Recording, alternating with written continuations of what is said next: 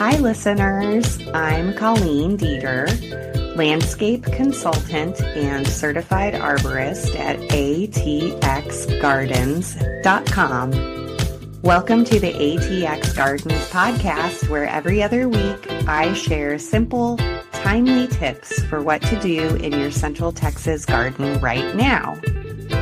If you're watching on YouTube, tap like and subscribe for more gardening help.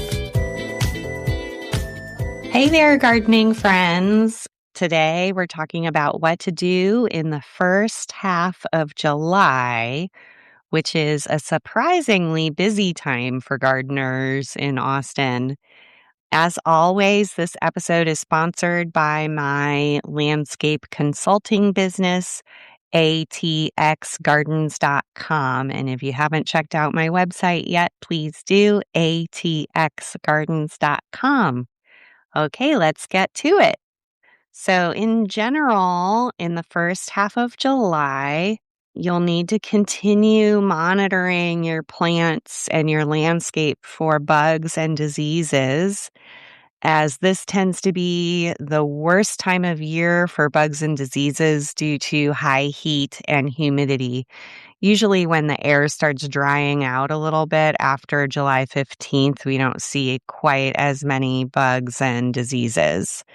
I found some leaf hoppers on my eggplants this week, and really the first clue that there were any bugs on my eggplants was that I saw the sugar ants there, and the sugar ants tend the smaller insects to harvest their honeydew, which is the insect poop. They poop out sugar water. So the little insects like leaf hoppers, aphids, scale, they will suck the juice out of the plants and then they poop out sugar water, and then the sugar ants come and harvest that sugar water.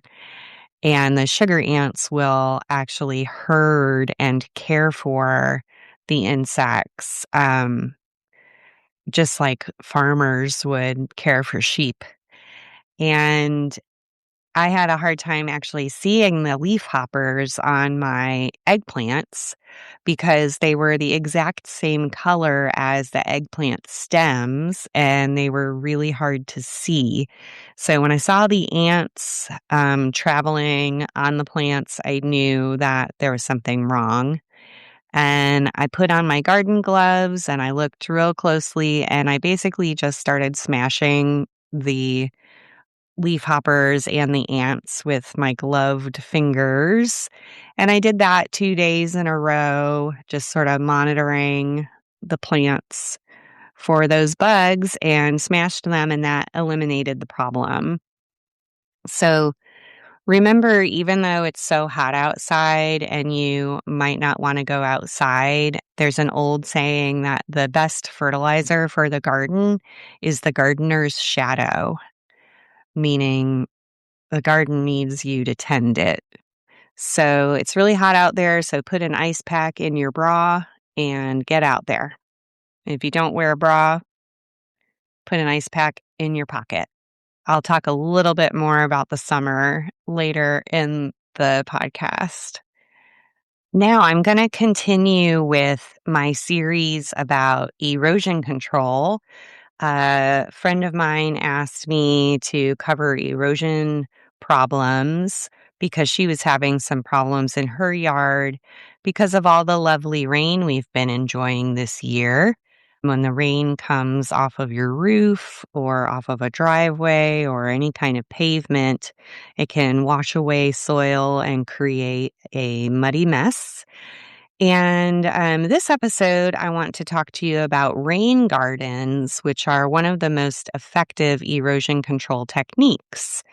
A rain garden is basically a bowl-shaped depression where rainwater can collect and sink in very slowly, preventing rushing runoff that creates gullies and can contribute to flash flooding. I often design small rain gardens to collect rainwater at the base of gutter downspouts or at the end of overflow pipes on rain barrels. Rain gardens are also a good solution if you have a roof valley that channels a large volume of water into one area. You can create a little dry creek bed lined with river rock to connect a downspout or an overflow pipe to a rain garden. Your rain garden could either be lined with rock and surrounded by plants, or it could be entirely planted and lined with mulch. I've even seen folks create rain gardens that are very wide and shallow that are just mowed, where they're left with grass or ground cover, and they're wide enough and shallow enough that you can just run the lawnmower over them. So it's just a place to collect the rainwater and let it soak in slowly. There's many ways to build a rain garden, and the city of Austin offers guidelines through their Grow Green program, and there's links to that program and their guidelines in the show notes. The city of Austin also offers rebates for rain gardens and other rainscaping techniques. And there's a link to information about those rebates in the show notes too. I also love the book Rainwater Harvesting for Drylands and Beyond by Brad Lancaster. And there's also a link to that book in the show notes and on my website. And I am an Amazon affiliate, so I get commissions for the sale of that book if you click through a link on the show notes or on my website at ATXGardens.com. Now, if you build a rain garden, you should remember that once your rain garden fills with water and the weather continues to be rainy, the rain garden will overflow, but it will overflow more slowly and gently with a sheeting action over the edge of the rain garden rather than fast moving water rushing out like it does through a downspout where it will slice through the soil. So the rain garden is really effective. So check that out. Okay, now getting on to our to-do list for the first half of July in Central Texas. I'm going to start with the woody plants. Okay, so for trees and shrubs and woody vines, do not plant anything right now. It is not a good time for planting. It's too hot. You need to wait. After June 30th, it's okay to start pruning oaks again because the beetle that carries oak wilt goes dormant during high heat. So oak wilt season is ending, and now it's okay to start tree trimming. And also, most of our trees are done growing new leaves and shoots now, and the new shoots and leaves have been photosynthesizing enough to where they're starting to pay for themselves. They're starting to generate enough carbohydrates in their leaves, these new leaves and shoots from this year, that they're able to store carbohydrates in their roots and come out ahead. So the amount of carbohydrates that it required to make new shoots and leaves has been reached, and now the trees are starting to put carbohydrates in their banks, in their roots. So it's okay to start pruning them now. It's a very good time for pruning to clear roofs, to clear the street if, trucks keep hitting the trees over and over again, to clear walkways, clear driveways. It's a good time to lift the canopies on all the trees if you want to be able to see underneath them, or if you want to separate them from the plants around them. So this is a common problem at this time of year, especially in a rainy year like we've had this year, when trees and the lower shrubs and perennials around the trees start to touch each other too much. it can make the landscape feel very overgrown. So there's a lot of that going on this year, a lot of people feeling like their landscapes are overgrown. So it can really help at this time of year in the middle of summer to put some space between the plants to make the landscape look better. But it also will allow more light and air penetration around the plants to help prevent pests and diseases, because pests and diseases really thrive in places that are dark and dank, dim and damp. So if you can put some separation between the plants by removing the lower branches on the trees, that's a good situation. That's a better situation for the health of the plants. Now, keep in mind, don't trim up your trees and shrubs like that. Don't remove the bottom branches if you're using those trees and shrubs for screening. Okay, you don't have to trim your trees up like that. You don't have to remove the lower branches if you're using those trees and shrubs to block a view for privacy or to block something ugly in the landscape that you don't want to be able to see. Don't trim off those lower branches in that case, okay? So it's optional. That kind of pruning is optional. Another guideline to follow: don't remove more than 25 to 30% of a tree's leaves in 1 year. Okay, because that'll be too much. You'll be taking off too much leaf surface area, and then they're not able to make enough carbohydrates to feed themselves so that they'll be able to grow new leaves and shoots next year. So for more tree pruning tips or advice about your trees, if you feel confused, go ahead and hire me for a consultation. Make an appointment with me at ATXGardens.com. Now, what about the fruit trees? What's happening with our fruit trees at this time of year? It's a fun time for fruit trees. There's still a lot of fruit coming into harvest. Anna and Dorset Gold apples should be harvested now. They should be coming and getting ripe at this time. The figs, this is a big time for figs. You'll look for Celeste figs that will turn brown or violet and be soft when they're ready. LSU Gold figs and purple passion figs should be ripening now. For LSU Gold, look for yellow skin with a tiny blush of pink on it, and the skin might still be hard, even though the fruit is ripe. For purple passion, they'll be dark in color and have very large, soft fruit. I have brown turkey figs at my house. It's also called Texas everbearing, and they turn kind of a brownish purple color when they're ready, and they're very soft when they're ready. And they usually come into ripeness around 4th of July. And so look for all those apples and figs coming in right now. A lot of grapes will be coming in at this time too. So make sure you're checking your grapevines if you've got grapes on them. Try to get out there before all the animals get them. Okay, it's summer pruning time for the fruit trees that you've already harvested from. So all the stone fruits like peaches and plums, you can start pruning them now for their summer pruning. And so on older trees that are well established, I prefer summer pruning over winter pruning.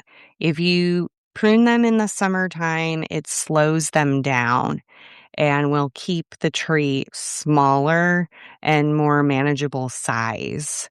If your tree has a lot of water sprouts on it and a lot of little branches that are growing straight up off of the lateral branches and growing into the middle of the tree, pruning in the summer can help reduce the amount of water sprouts that you get. Summer pruning is really wise for larger, older trees. So you can get in there at this time of year and remove crossing, diseased and dead branches, remove branches that are touching or shading other branches. And as always, remove any suckers, little branches that are growing up from below the graft point. So anything coming up from the ground or low down on the trunk, or anything that's growing straight up into the middle of the tree, you can take off. And you can also prune the ends of the fruit tree branches at this time of year to shorten a tree that's too tall. Again, just like I said with the shade trees and the shrubs, try not to remove more than 25 to 30% of the leaves in one year. Okay. Keep in mind what I just said for pruning fruit trees applies only to fruit trees. The shade trees, you can't cut the ends of the branches off to keep them short the way that you can with fruit trees. That's really important. Okay, now something else to think about at this time of year is if you want to plant fruit trees, start making a list of the fruit trees that you want and start shopping for them now, because there's a lot of fruit trees that you can only get through mail order, where you have to order them online or from a catalog. And you'll want to be ready to start ordering them because they often sell out really fast. And so you need to start planning now so that you'll be ready to order them as soon as they go for sale. And the different nurseries will have different timing for their sales. So start taking a look and shopping for them, and then the nurseries will take your order, but they won't ship them until the winter. So, but it's important to start planning now to make sure that you're ahead of schedule so that you can get the ones that you want when the nurseries start taking orders for them. That's particularly true for the apples and pears and peaches and plums. Now, moving on to perennial gardening. At this time of year, in the first half of July for perennials, it's way too hot to plant almost anything. So don't plant anything now. If you have plants in pots, just keep watering them. Try to get them through the summer. This is a very important time of year for trimming all of your perennials. Very much like I just was talking about with the trees and shrubs, it's a good time for trimming. And many of the perennials at this time of year are starting to reach their maximum size. And so you'll be able to tell if it's starting to feel too overgrown. You may want to trim some of them and put some space between them. Warm season perennials that are done blooming for the spring should be cut down by half to promote bushier growth and more flowers in the fall. So there's a lot of plants in our gardens in Central Texas that bloom once in May, June, sometimes into early July, and then they stop blooming in the middle of the summer, and then they will bloom again even with even more flowers and bigger bloom in September, October, November. So it's a good idea at this time of year to cut the top half off of those plants once they're done blooming. So sometime in July, you'll cut the top half off. If you don't cut the top half off, these plants will flop open in the fall unless you have some sort of support system for them, like cages or stakes. But I would rather trim them than try to deal with cages and stakes. Sometimes even when you trim them, they still flop open. But this trimming can really help prevent that. So go ahead and remove the top half of the plant. So that includes tall herbaceous salvias like Salvia farinacea, also known as the mealy blue sage, and its cousin, the Henry Dulberg sage, Mexican bush sage, black and blue sage, forsythia sage, and more. Fall asters, goldenrod, and Maximilian sunflowers are also good candidates for this sort of chopping off the top half of the plant to keep them bushier. Lantanas often need pruning at this time of year to clear them off of neighboring plants or to get them out of walkways. I like to lift up the branches on the tops of the plants and then completely cut off the lowest layer of branches as far back as I can reach. This is also a good technique that works with Zexmania too. So that's mostly for the lantanas that are the trailing types or the short kinds. And you can lift up the top couple of layers. The branches sort of grow in layers out horizontally, and you can lift up the top few layers of branches and then cut the bottom layer that's growing along the ground to shorten the entire length of the plant. And it looks a lot nicer than if you came in and you just chopped the entire plant. It looks more natural just to remove the longest branches that are lying on the ground. Some perennials are in full bloom now, and they'll benefit from deadheading. So deadheading is where you remove the dead flowers, and then that keeps the plants blooming and more productive. So plants like yellow bells, plumbagos, pride of Barbados, and hibiscus are all actively blooming now and can benefit from deadheading. All those sort of tropical or semi-tropical perennials are the ones that are still blooming now. All right, now, this is a really good time of year for pruning the semi-evergreen sub-shrubs. Okay, semi-evergreen sub-shrubs. So those are little plants. We have a lot of these in our landscape in Central Texas. These are little plants that stay green most of the year and stay small. They're kind of woody. They get sort of woody stems on them. And they're this weird category of plants where nobody knows what to do with them because they never really go dormant, and some of them never really stop blooming. So Salvia greggii is one example. That's one of the most common plants in our Central Texas gardens.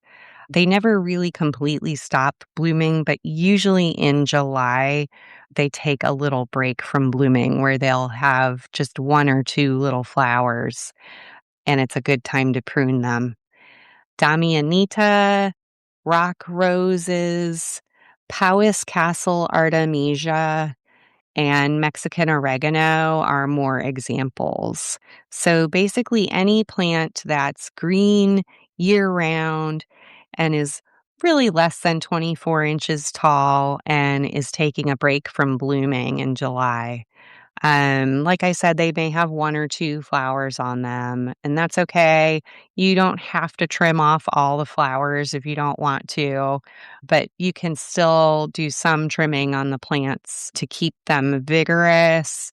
This kind of trimming really helps extend their lives, and keeps them vigorous and actively growing for a longer period of time and helps keep them looking really good.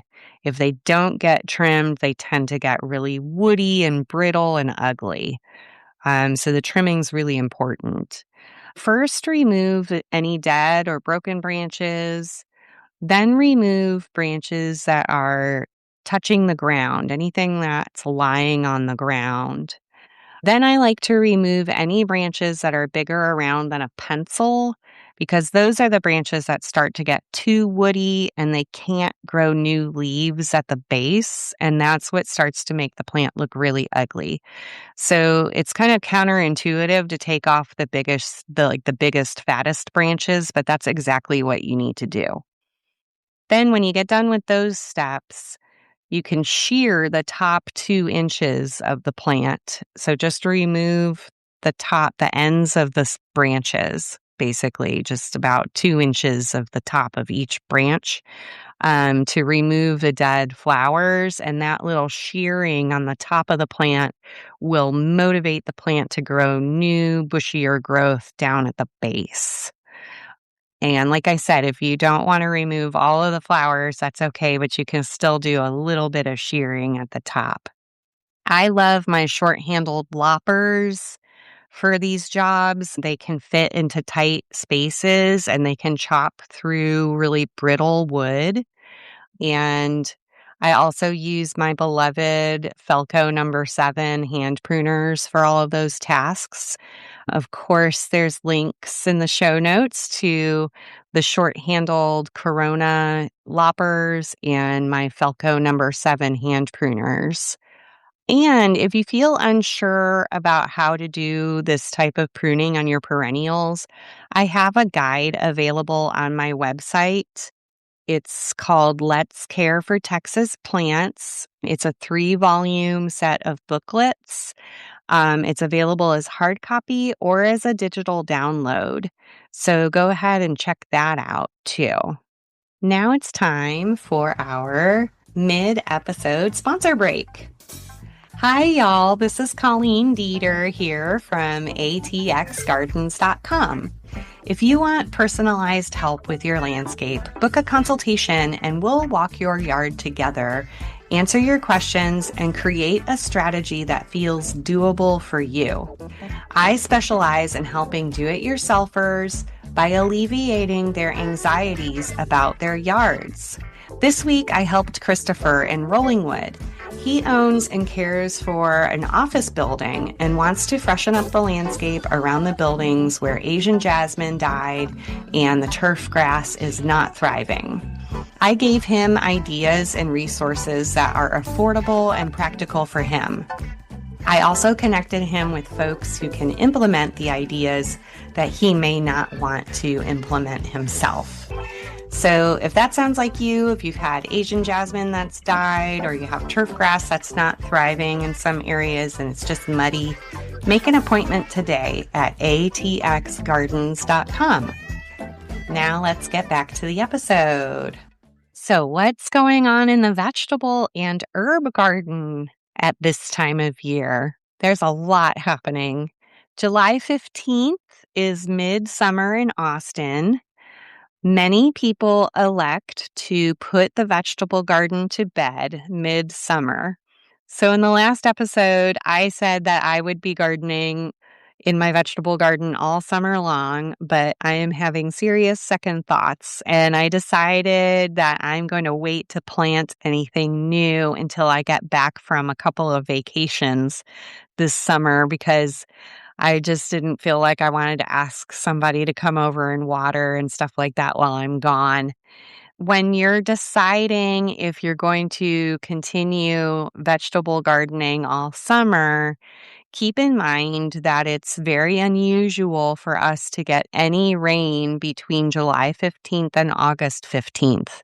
And we often don't get rain until September 1st or even beyond. So if you decide to take a break from vegetable gardening, you'll be joining the majority of gardeners in Central Texas. And here's how to do it if you decide that you're going to take a break. Remove any plants that you don't want to water for the next 8 weeks. Remove any plants that have any sign of disease or insect infestations or any kind of distress.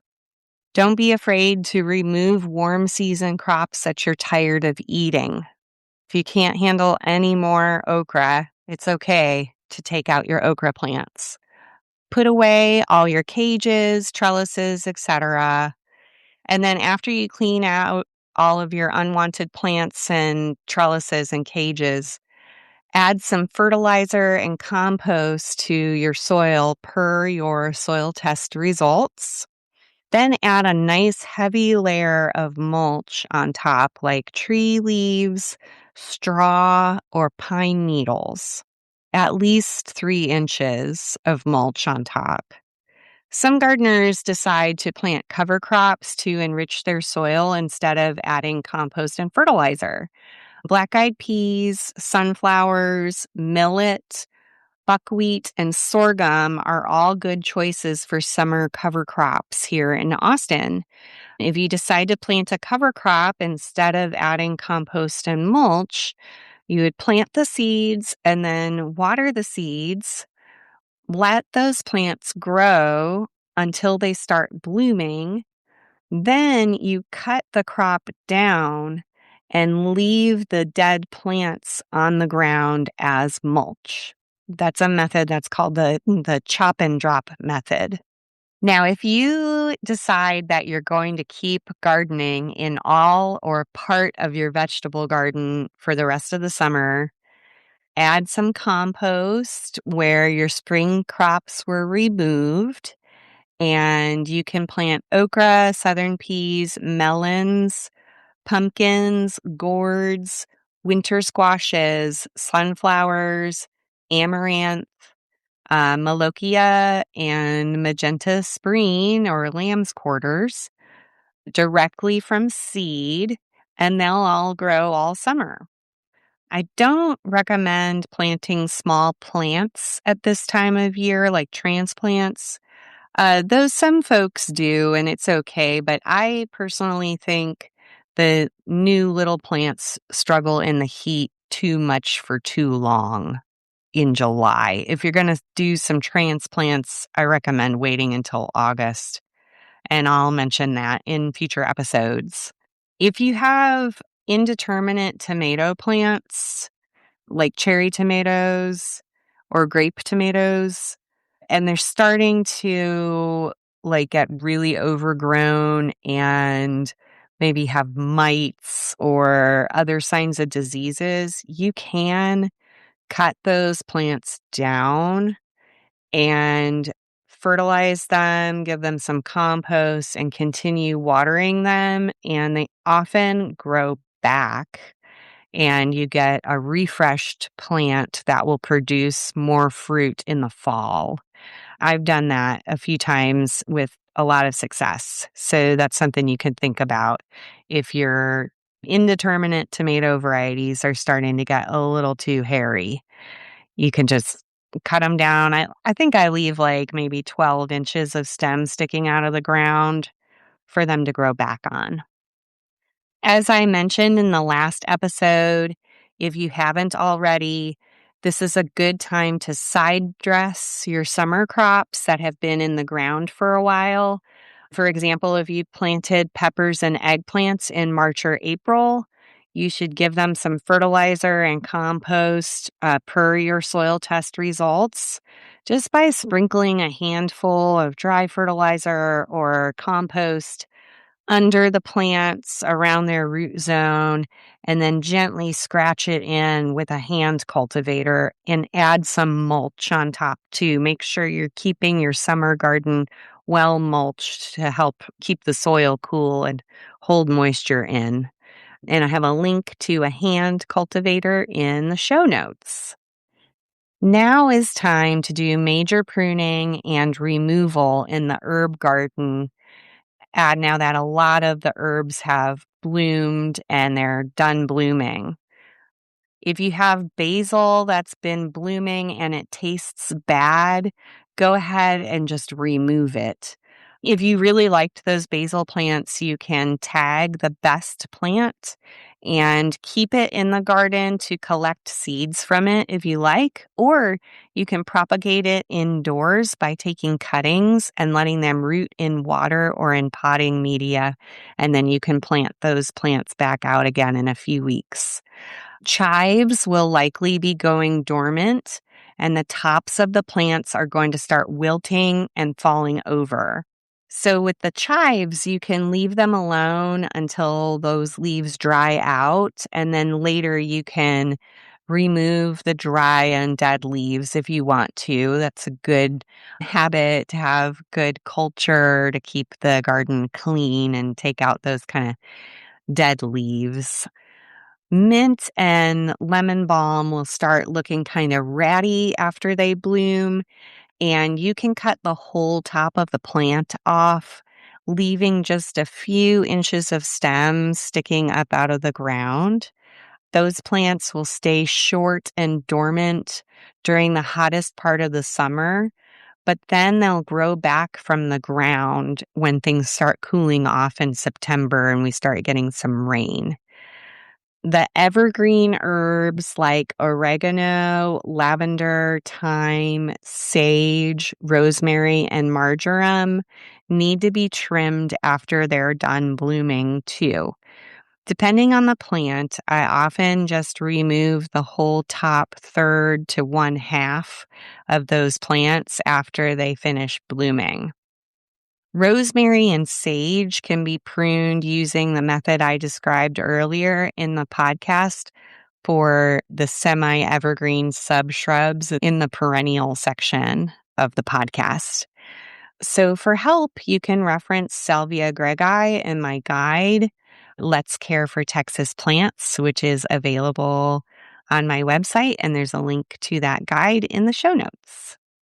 Okay, now tropical herbs like lemongrass, ginger, and turmeric, they'll continue to grow all summer through the heat. So keep them watered and make sure you have some mulch around them.